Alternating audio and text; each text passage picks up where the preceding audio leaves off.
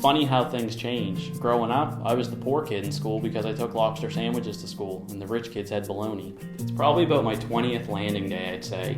I always grew up around the wharf. I've always been around the fishery, probably since I was 5 or 6 years old, and I look forward to it every year. Now, some people probably think I'm crazy. They say, why would you look forward to that? It's a lot easier sitting in an office than it is going out and landing traps and moving gear around. And I would argue it's probably my favorite day of the year because it's a day outside, it's a day with the family, and it's always an exciting day for them to get their pots on, another successful season, and everybody's home safe for the year.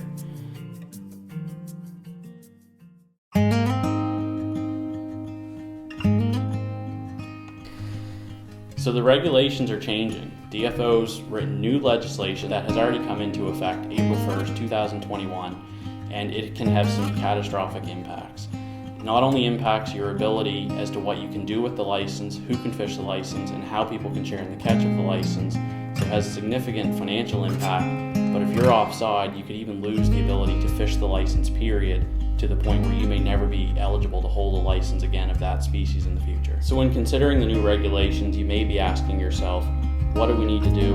Why is this really important?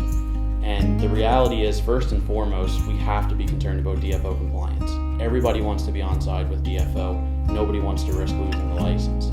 The other ramifications could be the loss of income splitting. If you've been income splitting historically with a spouse, you may need to look at restructuring in order to continue to access income splitting.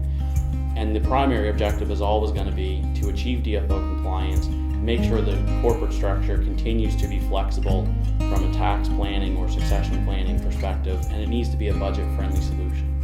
So what's different about these regulations is that DFO can effectively stop you from fishing if you're not compliant at the time of renewing your license.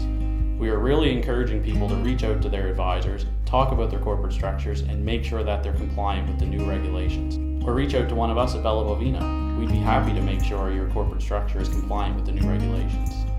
The wharf's almost like home. You spend so much time there with your family.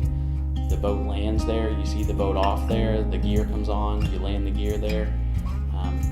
It's just like a part of home. It becomes part of you. It's a spot you want to spend your time, and you even spend free time there.